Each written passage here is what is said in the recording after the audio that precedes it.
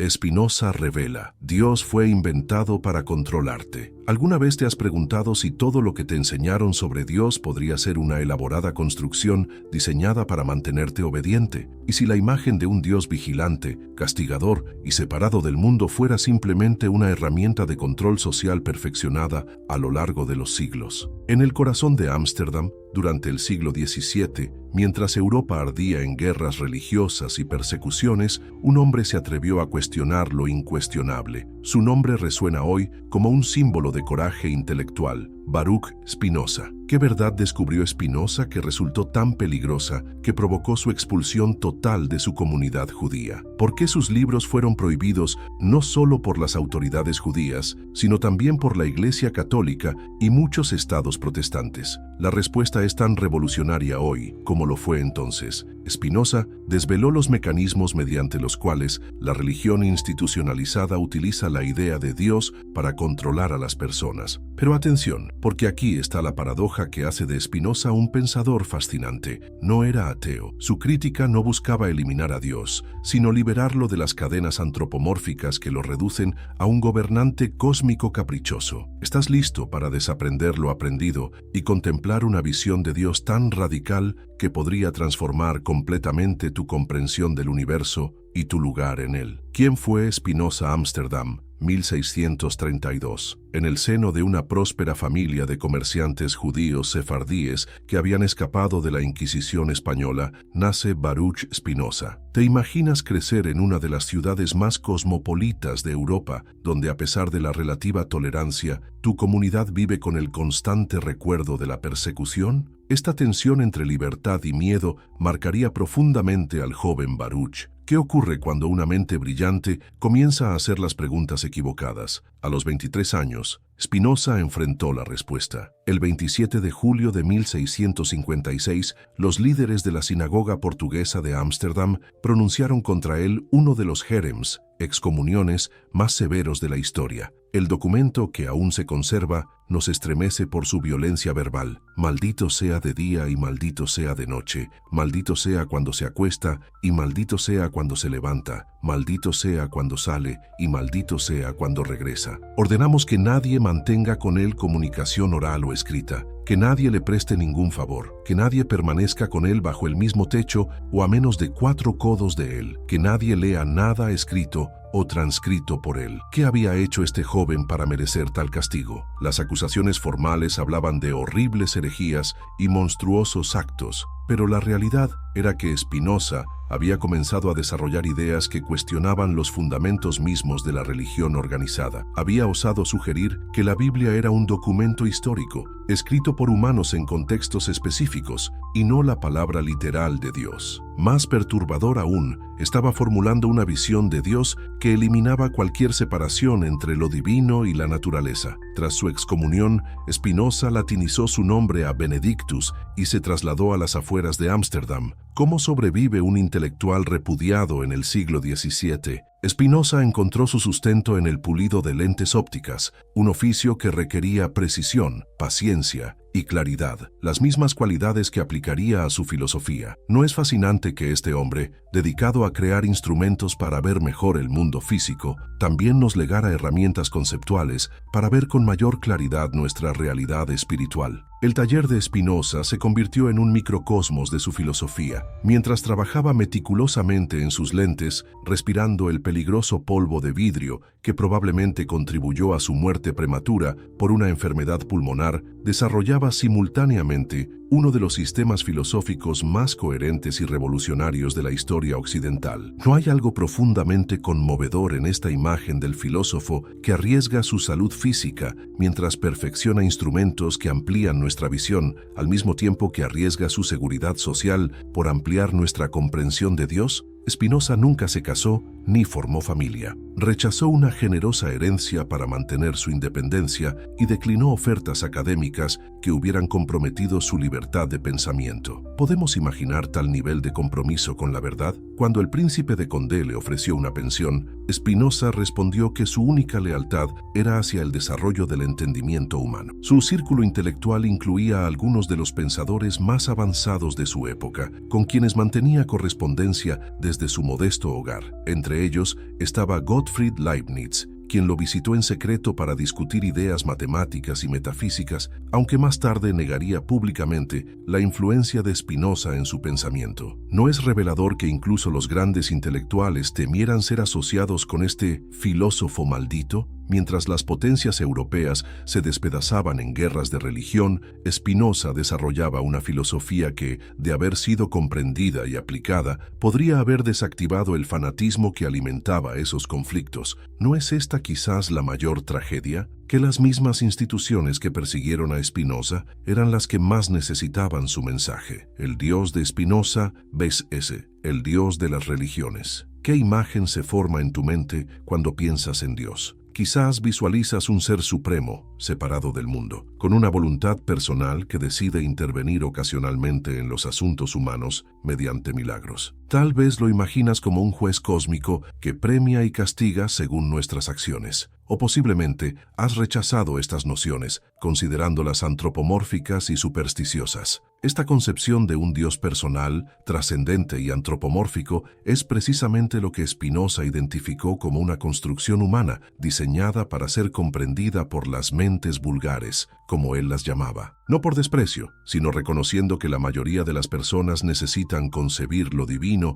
en términos humanos para relacionarse con ello. Pero ¿qué ocurre cuando confundimos estos símbolos y metáforas con la realidad última? Para Spinoza, esta confusión era la raíz de innumerables supersticiones y del uso manipulativo de la religión. En su obra magna, La ética demostrada según el orden geométrico, presentó una visión radicalmente diferente que resumió en una fórmula que ha resonado a través de los siglos: Deus sive natura, Dios, o lo que es lo mismo, la naturaleza. ¿Qué significa esta enigmática ecuación? Para comprenderla, debemos abandonar casi todo lo que creemos saber sobre Dios. Según Spinoza, Dios no es un ser entre otros seres, ni siquiera el ser supremo. Dios es el ser mismo, la única sustancia que existe, infinita y eterna, que se expresa a través de infinitos atributos, de los cuales nosotros solo podemos percibir dos: el pensamiento y la extensión, materia. ¿Comienzas a ver lo revolucionario de esta idea? En la visión spinociana, no hay separación entre Dios y el mundo. La naturaleza no es una creación divina, separada de su creador, sino la expresión o manifestación de la divinidad misma. Cada árbol, cada animal, cada ser humano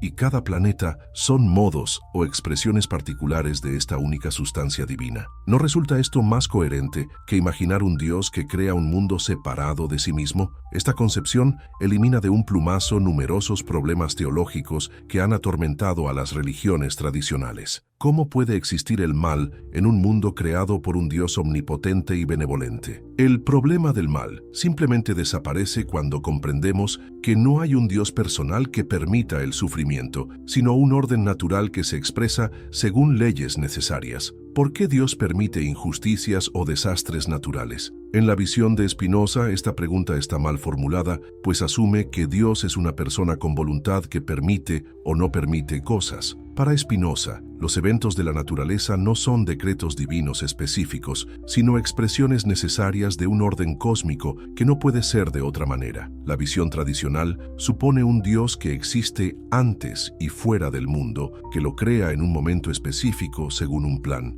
¿Pero no ves los problemas lógicos de esta concepción? Si Dios existe antes del tiempo, ¿qué significado tiene ese antes? Si está fuera del espacio, ¿dónde exactamente está? Si es perfecto y autosuficiente, ¿por qué necesitaría crear algo externo a sí mismo? La solución de Spinoza es elegante en su simplicidad. Dios y naturaleza son una misma realidad contemplada desde diferentes perspectivas. Cuando vemos el cosmos en su dimensión activa, creadora y como fuente de todo ser, lo llamamos Dios. Cuando lo contemplamos en su manifestación física, lo llamamos naturaleza. Pero no son dos entidades diferentes, sino dos aspectos de lo mismo. Este Dios spinoziano no actúa por voluntad libre ni por finalidad, conceptos que Spinoza consideraba antropomórficos. En lugar de ello, la naturaleza divina se expresa con la misma necesidad lógica con que de la definición de triángulo se sigue que sus ángulos suman 180 grados. ¿No es esta una concepción más majestuosa que la de un Dios que actúa como un gobernante humano, solo que con poderes supremos?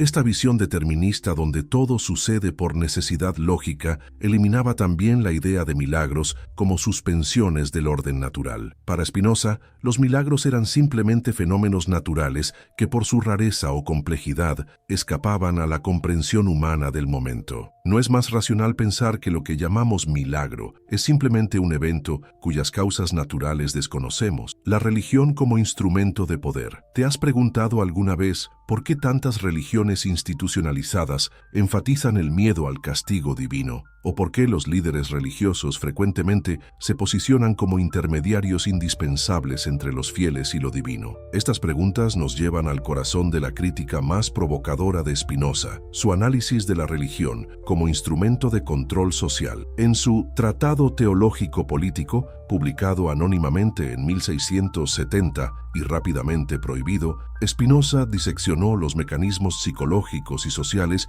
mediante los cuales las autoridades religiosas mantienen su poder. ¿Cuál fue su hallazgo fundamental? Que la superstición nace del miedo y es perpetuada por aquellos que se benefician de él. Los hombres no serían presa de la superstición si pudieran gobernar todas sus circunstancias mediante reglas fijas, o si la fortuna les fuera siempre favorable. Pero frecuentemente se encuentran en tales dificultades que no saben qué consejo seguir, y entonces, por el deseo de bienes inciertos, fluctúan miserablemente entre la esperanza y el miedo. Esta observación psicológica profunda identifica las verdaderas raíces de la superstición religiosa, la inseguridad humana frente a un mundo que no podemos controlar plenamente. ¿No es cierto que en momentos de extrema incertidumbre, incluso los escépticos pueden sentirse tentados a rezar o realizar rituales protectores? Spinoza comprendió que este miedo existencial es el terreno fértil donde florece la superstición. ¿Y quiénes capitalizan este miedo?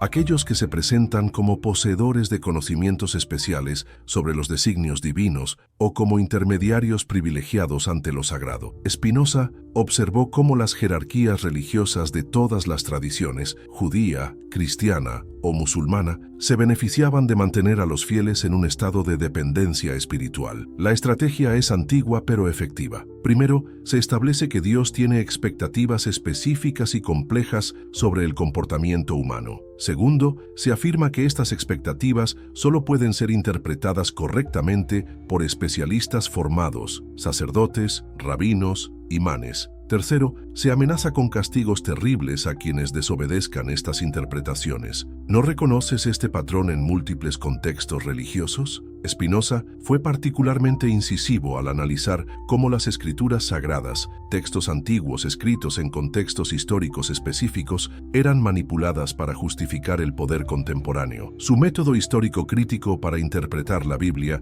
revolucionario para su época, revelaba inconsistencias y contradicciones que desafiaban la noción de una revelación divina literal. He examinado las escrituras con cuidado minucioso y tengo que afirmar que nunca he encontrado que ellas enseñen ningún atributo de Dios de aquellos que pertenecen a la especulación filosófica, sino solo aquellos que pueden mover a la obediencia y despertar sentimientos de amor y reverencia. ¿Notas la provocadora conclusión? La Biblia, según Spinoza, no es un manual de metafísica divina, sino una herramienta práctica para fomentar comportamientos socialmente deseables a través del amor y el temor. Sus narrativas, profecías y leyes no revelaban verdades eternas sobre la naturaleza de Dios, sino que reflejaban las necesidades sociales y políticas de las comunidades que las produjeron. Este análisis funcionalista de la religión como instrumento social anticipó por siglos los estudios sociológicos modernos. ¿No es fascinante que Spinoza llegara a conclusiones similares a las de Marx, Durkheim o Weber, pero en el siglo XVII, La crítica espinociana va más allá cuando examina cómo las interpretaciones teológicas específicas son promovidas para mantener estructuras de poder político. Observó cómo los monarcas absolutos fomentaban la idea de un Dios Rey todopoderoso que delegaba su autoridad en gobernantes terrenales. Coincidencia. No según Spinoza, quien veía una clara correlación entre las concepciones teológicas dominantes y los sistemas políticos que se beneficiaban de ellas. Los misterios más profundos de la religión son generalmente aquellos que mejor sirven a los intereses de quienes los propagan. Esta observación mordaz expone cómo frecuentemente las doctrinas más complejas y alejadas del escrutinio racional son precisamente las que mejor blindan el poder institucional. No es revelador que muchos dogmas religiosos se declaren misterios que deben ser aceptados por fe justo cuando la razón comienza a cuestionarlos. Spinoza identificó también la eficacia del mecanismo de internalización del control. La idea del ojo de Dios, que todo lo ve, funciona como un panóptico teológico que convierte a cada creyente en su propio vigilante. ¿Qué sistema de control podría ser más económico y efectivo que aquel en que los propios controlados se autocontrolan? Pero quizás lo más subversivo del análisis spinociano fue su demolición de la supuesta oposición entre razón y fe. Para Spinoza, esta dicotomía era artificial y servía a intereses específicos. Mantener ciertos ámbitos de la vida humana, especialmente los relacionados con el poder, fuera del alcance del cuestionamiento racional. ¿No has notado cómo a menudo se invoca la fe precisamente cuando faltan argumentos racionales? El camino de Spinoza. Entre la verdad y la persecución. ¿Alguna vez te has preguntado qué se siente ser exiliado de tu propia comunidad, abandonado por tu familia y amigos, solo por atreverte a pensar diferente? ¿Qué clase de ideas podrían ser tan peligrosas que prácticamente todos los poderes establecidos de una época se unirían para silenciarlas? En las calles empedradas de Ámsterdam, bajo la luz cambiante del cielo holandés, un joven de mirada penetrante caminaba cargando el peso de ser el gran hereje de su tiempo. ¿Quién era realmente este hombre que se atrevió a desafiar las concepciones más sagradas de su época? El joven que se atrevió a cuestionar lo incuestionable, Baruch Spinoza, nació en 1632 en el seno de una comunidad judía sefardí de Ámsterdam, conformada por familias que habían huido de la Inquisición en la península ibérica. ¿Te imaginas crecer escuchando historias de ancestros perseguidos, torturados y asesinados por sus creencias? Esta sombra de persecución religiosa moldearía profundamente su pensamiento. La comunidad judía de Ámsterdam vivía una paradoja fascinante. Habían escapado de la persecución católica solo para crear su propio sistema de control interno. ¿No resulta irónico cómo los oprimidos pueden convertirse en opresores cuando obtienen cierto poder? Esta comunidad, temerosa de perder la relativa libertad que habían encontrado en los Países Bajos, vigilaba celosamente la ortodoxia de sus miembros. El joven Baruch recibió la educación tradicional judía, destacándose como estudiante brillante del Talmud y la Torá bajo la guía del rabino Saúl Leví Morteira, pero su mente inquieta no podía limitarse a los textos sagrados. ¿Qué pasaría si un joven inteligente y curioso comenzara a leer textos prohibidos, a relacionarse con cristianos liberales y a desarrollar ideas propias sobre Dios y la naturaleza? La respuesta no tardó en llegar. ¿Sabes lo que significa un herem en la tradición judía? Es mucho más que una simple excomunión. Es la muerte social completa. Y el 27 de julio de 1656, cuando Spinoza apenas tenía 23 años, los líderes de su sinagoga pronunciaron contra él uno de los jérems más severos de la historia. Maldito sea de día y maldito sea de noche. Maldito sea cuando se acuesta y maldito sea cuando se levanta. Ordenamos que nadie mantenga con él comunicación oral o escrita, que nadie le preste ningún favor, que nadie permanezca con él bajo el mismo techo o a menos de 4 codos de él, que nadie lea nada escrito o transcrito por él. ¿Qué clase de ideas pueden ser tan amenazantes para provocar tal reacción? Spinoza había comenzado a sugerir que la Biblia era un documento histórico, escrito por humanos, no la palabra literal de Dios. Había cuestionado la noción de un Dios antropomórfico, separado del mundo. Y lo más peligroso, estaba desarrollando una visión de la divinidad que disolvía las jerarquías religiosas al hacer innecesarios a los intermediarios entre Dios y los seres humanos. el exiliado que pulía lentes y pensamientos. Tras su brutal expulsión, Spinoza latinizó su nombre a Benedictus y se estableció en las afueras de Ámsterdam. ¿Cómo sobrevive un intelectual excomulgado en el siglo XVII, cuando la vida social y económica giraba en torno a las comunidades religiosas? La respuesta nos revela mucho sobre el carácter de este hombre extraordinario. Spinoza se ganaba la vida puliendo lentes ópticos, un oficio que requería precisión, paciencia y claridad, las mismas cualidades que aplicaría a su filosofía. No resulta poéticamente apropiado que este hombre, dedicado a crear instrumentos para ver mejor el mundo físico, también nos legara herramientas conceptuales para contemplar con mayor claridad nuestra realidad espiritual? Su taller se convirtió en una metáfora viviente de su pensamiento. Mientras trabajaba meticulosamente en sus lentes, respirando el peligroso polvo de vidrio que probablemente contribuyó a su muerte prematura, desarrollaba simultáneamente un sistema filosófico que pulía los conceptos tradicionales hasta revelar verdades ocultas bajo siglos de dogmatismo y superstición. ¿No hay algo profundamente conmovedor en esta imagen del filósofo que literalmente desgasta su salud física para mejorar nuestra visión del mundo? ¿Te has preguntado alguna vez cómo es vivir completamente fiel a tus convicciones sin importar el costo personal? Spinoza encarnó ese ideal. Rechazó una generosa herencia para mantener su independencia intelectual. Declinó ofertas académicas prestigiosas que hubieran comprometido su libertad de pensamiento. Cuando el príncipe de Condé le ofreció una pensión a cambio de dedicarle una obra, Spinoza respondió que su única lealtad era hacia la verdad y el avance del entendimiento humano. A pesar de su aislamiento social formal, Spinoza no estaba solo intelectualmente. Mantenía correspondencia con algunos de los pensadores más brillantes de su época. Entre ellos estaba el matemático y filósofo Gottfried Leibniz, quien lo visitó en secreto para discutir ideas, aunque más tarde negaría públicamente la influencia de Spinoza en su pensamiento. ¿No es revelador que incluso los grandes intelectuales temieran ser asociados con este filósofo maldito? La Europa de Spinoza, un continente desgarrado por Dios. Para comprender verdaderamente el radicalismo de Spinoza, debemos situarlo en su contexto histórico. ¿Puedes imaginar vivir en una Europa donde la religión era la causa principal de guerras devastadoras,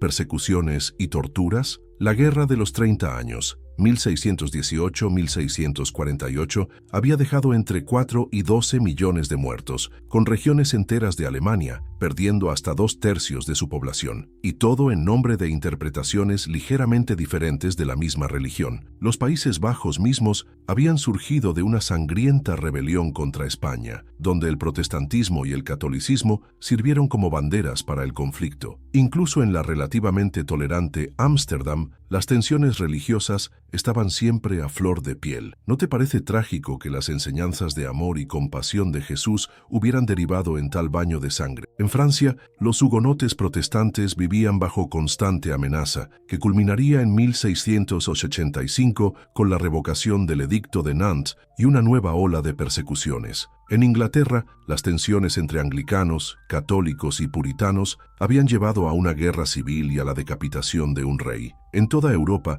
las hogueras de la Inquisición seguían ardiendo. En este panorama de fanatismo religioso, ¿qué significaba que alguien propusiera que Dios no era un gobernante celoso y vengativo, sino la sustancia misma de la naturaleza? ¿Qué implicaba sugerir que las escrituras sagradas eran documentos históricos, no revelaciones literales? ¿Y qué consecuencias tendría afirmar que el propósito de la religión no era la salvación sobrenatural, sino la convivencia ética en este mundo? La respuesta es clara: significaba subvertir los fundamentos mismos del poder religioso y político. Porque si Dios no era un monarca cósmico, ¿cómo justificarían los reyes su derecho divino a gobernar? Si las escrituras eran obras humanas, ¿con qué autoridad impondrían los clérigos sus interpretaciones? Y si la salvación dependía del conocimiento y no de la obediencia a dogmas, ¿qué poder tendrían las amenazas de condena eterna? El tratado que escandalizó a Europa. En 1670, Spinoza publicó anónimamente su Tratado Teológico Político. ¿Sabes lo que significaba publicar anónimamente en aquella época? Era el reconocimiento de que ciertas ideas podían costar la vida. Y no se equivocaba. El libro fue inmediatamente prohibido, descrito como forjado en el infierno y la obra más peligrosa y perniciosa jamás publicada. ¿Qué contenía este libro para provocar tal reacción? Spinoza desmontaba metódicamente los fundamentos de la autoridad religiosa tradicional. Aplicando un análisis histórico crítico revolucionario para su época, demostró que la Biblia no era un texto cohesivo, dictado por Dios, sino una compilación de escritos de diversos autores humanos, producidos en contextos históricos específicos y reflejo de las limitaciones de conocimiento de sus épocas. ¿Te das cuenta de lo revolucionario que era este enfoque? Siglos antes del desarrollo formal de la crítica bíblica moderna, Spinoza ya trataba las escrituras como documentos históricos, no como verdades eternas caídas del cielo. Identificó contradicciones, anacronismos e inconsistencias que revelaban su origen humano. Pero Spinoza fue más allá. Analizó la función social y política de la religión con una lucidez asombrosa. No resulta extraordinario que en pleno siglo XVII formulara ideas que anticiparían los análisis de Marx, Weber o Durkheim sobre la religión como instrumento de control social. Los hombres no serían presa de la superstición si pudieran gobernar todas sus circunstancias mediante reglas fijas o si la fortuna les fuera siempre favorable, escribió Spinoza. Pero frecuentemente se encuentran en tales dificultades que no saben qué consejo seguir, y entonces, por el deseo de bienes inciertos, fluctúan miserablemente entre la esperanza y el miedo. ¿No has observado cómo en momentos de crisis e incertidumbre, las personas tienden a aferrarse más fuertemente a creencias supersticiosas? Spinoza identificó esta vulnerabilidad psicológica como el terreno fértil donde florecen las religiones autoritarias, ofreciendo certezas ilusorias a cambio de obediencia. El análisis spinoziano exponía cómo las jerarquías religiosas se beneficiaban de mantener a los fieles en un estado de dependencia espiritual. La estrategia, decía Spinoza, era antigua pero efectiva. Primero, establecer que Dios tiene expectativas específicas y complejas sobre el comportamiento humano. Segundo, afirmar que estas expectativas solo pueden ser interpretadas correctamente por especialistas formados, sacerdotes, rabinos, imanes. Tercero, amenazar con castigos terribles a quienes desobedezcan estas interpretaciones. ¿No reconoces este patrón en múltiples contextos religiosos, incluso hoy en día? Spinoza señaló que este sistema creaba un círculo vicioso de miedo y sumisión que beneficiaba principalmente a quienes ocupaban posiciones de autoridad religiosa, mientras bloqueaba el desarrollo del pensamiento crítico en los fieles. El Dios que es todo. El aspecto más revolucionario del pensamiento de Spinoza, sin embargo, fue su concepción de Dios. Y aquí es donde más se malinterpreta a Spinoza, tanto por religiosos tradicionales como por ateos contemporáneos, porque Spinoza no negaba a Dios, lo redefinía de manera radical. ¿Has escuchado la famosa fórmula Deus sive natura, Dios, o lo que es lo mismo, la naturaleza? Esta ecuación conceptual, que aparece en su obra maestra Ética demostrada según el orden geométrico, constituye el corazón del spinozismo. Para Spinoza, Dios no es un ser entre otros seres, ni siquiera el ser supremo. Dios es el ser mismo, la única sustancia que existe, infinita y eterna, que se expresa a través de infinitos atributos, de los cuales nosotros solo podemos percibir dos: el pensamiento y la extensión, materia. ¿Comienzas a ver lo revolucionario de esta idea? En la visión spinoziana, no hay separación entre Dios y el mundo. La naturaleza no es una creación divina, separada de su creador, sino la expresión o manifestación de la divinidad misma. Cada árbol, cada animal, cada ser humano y cada planeta son modos o expresiones particulares de esta única sustancia divina. Esta concepción elimina de un plumazo numerosos problemas teológicos que han atormentado a las religiones tradicionales. ¿Cómo puede existir el mal en un mundo creado por un Dios omnipotente y benevolente? El problema del mal simplemente desaparece cuando comprendemos que no hay un Dios personal que permita el sufrimiento, sino un orden natural que se expresa según leyes necesarias. ¿Por qué Dios permite injusticias o desastres naturales? En la visión de Spinoza, esta pregunta está mal formulada, pues asume que Dios es una persona con voluntad que permite o no permite cosas. Para Spinoza, los eventos de la naturaleza no son decretos divinos específicos, sino expresiones necesarias de un orden cósmico que no puede ser de otra manera. ¿No es esta una visión más coherente con lo que observamos en el universo? Un cosmos que funciona según leyes naturales consistentes, no según los caprichos de una deidad antropomórfica que interviene arbitrariamente suspendiendo esas leyes mediante milagros.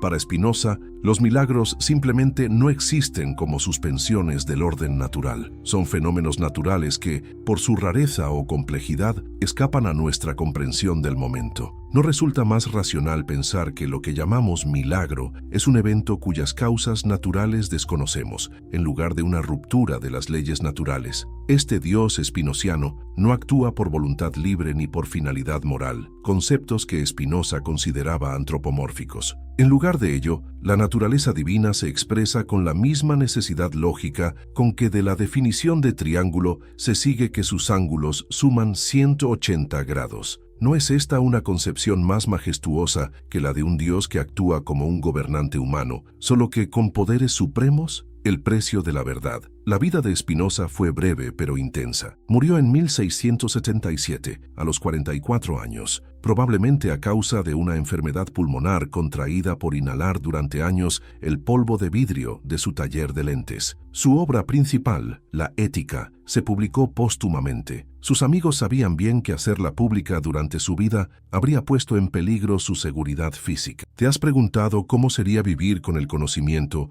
de que tus ideas más preciadas no podrían ser compartidas libremente durante tu vida? Que la verdad que has descubierto es demasiado peligrosa para el mundo que te rodea. Este fue el destino de Spinoza. A pesar de la brevedad de su vida y de las restricciones impuestas a la difusión de sus ideas, el impacto de Spinoza en la historia del pensamiento ha sido profundo y duradero. Su influencia se extiende desde la Ilustración hasta la ciencia contemporánea, desde la teoría política democrática hasta la neurociencia moderna. Albert Einstein, cuando le preguntaron si creía en Dios, respondió: «Creo en el Dios de Spinoza, que se revela en la armonía ordenada de lo que existe, no en un Dios que se ocupa del destino y las acciones de los seres humanos». ¿No es fascinante que uno de los científicos más brillantes del siglo XX encontrara en un filósofo del siglo XVII la expresión más adecuada de su propia comprensión de lo divino? Entre los grandes pensadores influenciados por Spinoza,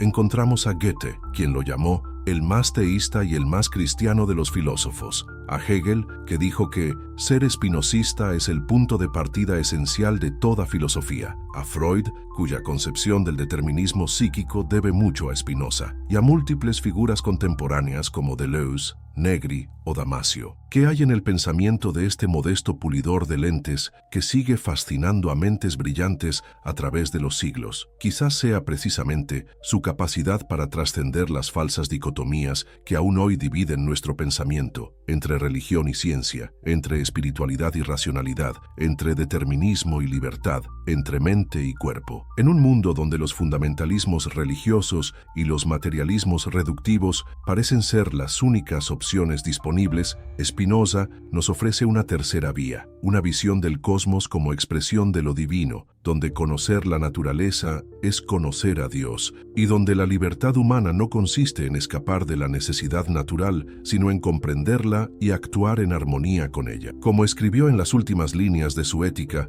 todo lo excelente es tan difícil como raro. La propuesta de Spinoza, 3 siglos y medio después de su muerte, sigue siendo un desafío a nuestra forma de pensar, y quizás por eso, como todo lo verdaderamente valioso, continúa ejerciendo su poder transformador sobre quienes se atreven a seguir el camino del pensamiento libre. Spinoza, en el mundo contemporáneo. ¿Alguna vez te has preguntado por qué, después de casi 4 siglos, un filósofo excomulgado y perseguido sigue siendo tan relevante en nuestra era tecnológica? ¿Cómo es posible que un pensador del siglo XVII pueda ofrecer respuestas a dilemas que ni siquiera existían en su tiempo? El pensamiento de Spinoza, como un río subterráneo, ha emergido con fuerza renovada en nuestra época desencantada. ¿No es fascinante que Albert Einstein, quizás el científico más importante del siglo XX, se declarara fervientemente spinocista? Cuando los periodistas le preguntaban insistentemente sobre sus creencias religiosas, Einstein respondía: «Creo en el Dios de Spinoza, que se revela en la armonía ordenada de lo que existe,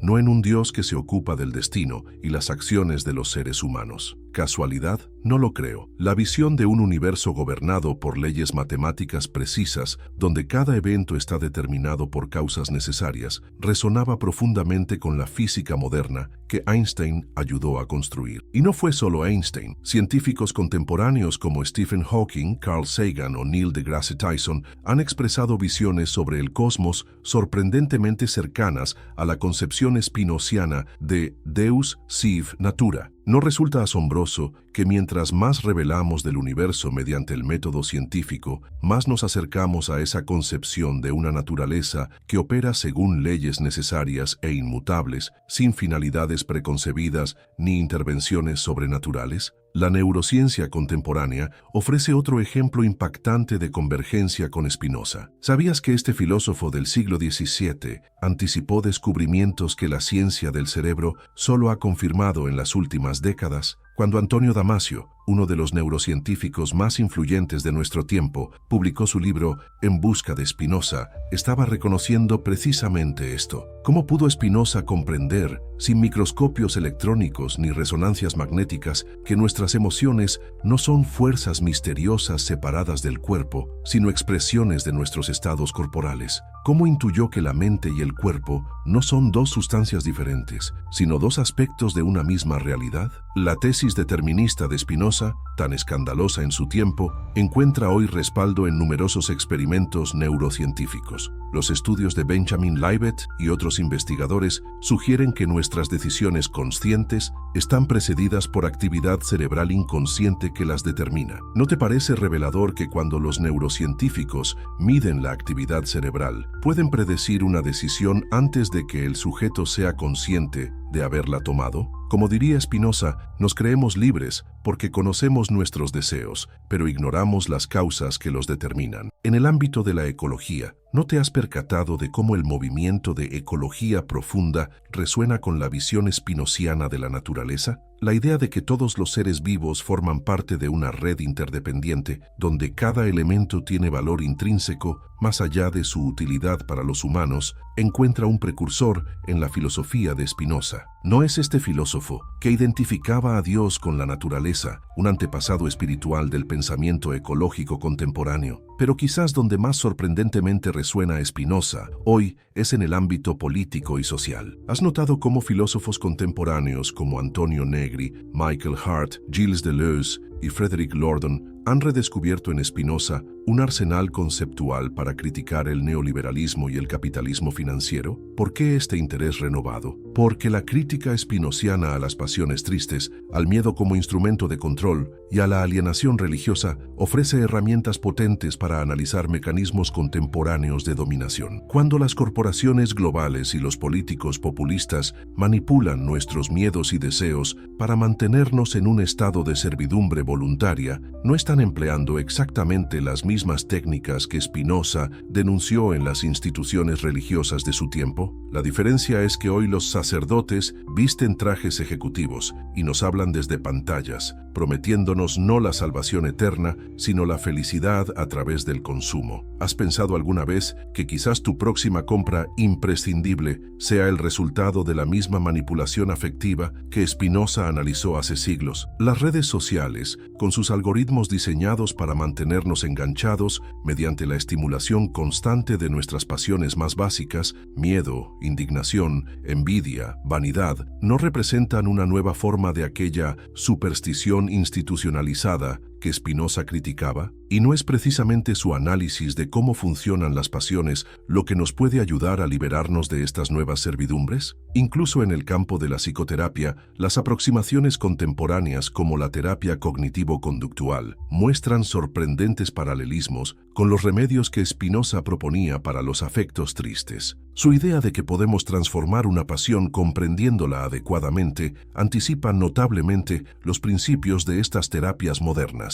¿No es fascinante que este filósofo excomulgado ofreciera ya en el siglo XVII técnicas para el bienestar emocional que hoy confirma la psicología científica. Vivir con Spinoza. ¿Te has preguntado alguna vez cómo sería aplicar realmente la filosofía de Spinoza a tu vida cotidiana? ¿Qué significaría, en términos prácticos, vivir según sus principios? Lejos de ser un ejercicio meramente teórico, el pensamiento spinoziano ofrece una auténtica guía para la vida buena, una sabiduría práctica que podemos incorporar día a día. El corazón de la ética spinozista es lo que él llamó amor intelectual a Dios naturaleza, amor Dei intellectualis. ¿Pero qué significa esto concretamente? No se trata de un sentimentalismo vago ni de una adoración mística, sino de una comprensión profunda y gozosa de la necesidad natural. Cuando comprendemos que cada fenómeno, desde el movimiento de las galaxias hasta nuestros propios pensamientos, está determinado por causas necesarias, experimentamos una forma particular de serenidad. ¿Has sentido alguna vez la extraña paz que surge al contemplar el océano, las montañas o un cielo estrellado? Ese sentimiento de conexión con algo vasto e intemporal, donde tu individualidad se disuelve momentáneamente, es quizás lo más cercano a lo que Spinoza describía como amor intelectual a la naturaleza. No es revelador que muchas personas describan estas experiencias como espirituales o incluso religiosas, aunque ocurran completamente fuera de cualquier marco religioso tradicional. Pero Spinoza va más allá. Para él, este amor intelectual no es una experiencia ocasional, sino una práctica constante que podemos cultivar mediante el conocimiento. ¿Has notado cómo comprender las causas de un fenómeno, incluso uno doloroso, reduce su poder para perturbarnos? Cuando entendemos por qué alguien actuó como lo hizo, o por qué nosotros mismos sentimos lo que sentimos, esa comprensión misma nos libera de la reacción emocional negativa. Esta es la clave de la libertad spinoziana, no escapar de la determinación causal, lo cual es imposible, sino comprenderla para dejar de ser esclavos de ella. No es paradójico. Para Spinoza, somos más libres cuanto mejor entendemos que no tenemos libre albedrío en el sentido convencional. ¿Cómo es posible? Porque la verdadera libertad no consiste en la ausencia de causas, sino en ser determinado por causas que comprendemos y que concuerdan con nuestra naturaleza esencial. Un ejemplo práctico. Imaginemos que sientes rabia hacia alguien que te ha criticado injustamente. Una reacción libre en el sentido ordinario sería desahogarse, insultar, buscar venganza. Pero Spinoza propondría algo diferente: examinar las causas de tu rabia, comprender por qué esa crítica te afecta tanto, analizar qué inseguridades toca en ti y también entender qué pudo llevar a la otra persona a criticarte. ¿No has experimentado cómo este tipo de análisis, cuando lo realizas honestamente, diluye la rabia y la transforma en comprensión? Este es el método spinozista para administrar las pasiones, no reprimirlas, lo cual sería inútil, sino transformarlas mediante el conocimiento de sus causas. Y no es fascinante que este método, desarrollado en el siglo XVII, encuentre hoy validación en terapias contemporáneas basadas en el mindfulness y la metacognición. Otro aspecto práctico de la filosofía spinozista es su énfasis en cultivar activamente los afectos alegres, aquellos que aumentan nuestra potencia de actuar, y minimizar los afectos tristes, que la disminuyen. ¿Has notado cómo ciertas personas, situaciones o actividades te energizan y te hacen sentir más capaz, mientras otras parecen drenar tu vitalidad? Spinoza te diría que prestes atención a esa diferencia y organices tu vida para maximizar los encuentros que aumentan tu potencia. ¿Qué significa esto en términos concretos? Cultivar amistades que te estimulen intelectual y emocionalmente. Dedicar tiempo a actividades que genuinamente te fortalezcan, no porque deberías hacerlas según alguna norma externa, sino porque percibes que aumentan tu capacidad de pensar y actuar. Distanciarte, cuando sea posible, de relaciones y ambientes que sistemáticamente te deprimen o disminuyen. ¿Suena esto como psicología pop contemporánea? La diferencia es que para Spinoza estas recomendaciones no se basan en el objetivo de sentirse bien superficialmente, sino en una metafísica profunda. Cada ser se esfuerza por perseverar en su ser, lo que él llamaba conatus, y este esfuerzo constituye nuestra esencia misma. Los afectos alegres son simplemente aquellos que concuerdan con este impulso esencial de autopreservación y autoexpansión. La visión spinozista tiene también implicaciones para nuestra relación con la muerte. ¿Has reflejado sobre cómo la obsesión con la inmortalidad personal puede envenenar la vida presente? Spinoza rechazaba la idea de una supervivencia personal después de la muerte, pero ofrecía algo diferente, la noción de que, en cierto sentido, lo más esencial de nosotros es eterno. ¿Qué quería decir con esto? Para Spinoza, cuando contemplamos algo bajo la forma de la eternidad, subespecie aeternitatis, lo vemos en su conexión necesaria con la totalidad. Nuestros cuerpos particulares son claramente perecederos, pero las verdades que podemos comprender, las leyes matemáticas, los principios de la naturaleza, las estructuras fundamentales de la realidad, participan de la eternidad. Y no hay algo profundamente consolador en saber que aunque nuestra conciencia individual desaparezca, las verdades que hemos llegado a comprender permanecen. Esta es quizás la forma más elevada de inmortalidad para Spinoza, no la supervivencia de un yo separado, sino la participación en el conocimiento eterno mediante nuestra comprensión de las verdades necesarias. ¿No es esta una visión más acorde con lo que la ciencia nos muestra sobre nuestra condición en el cosmos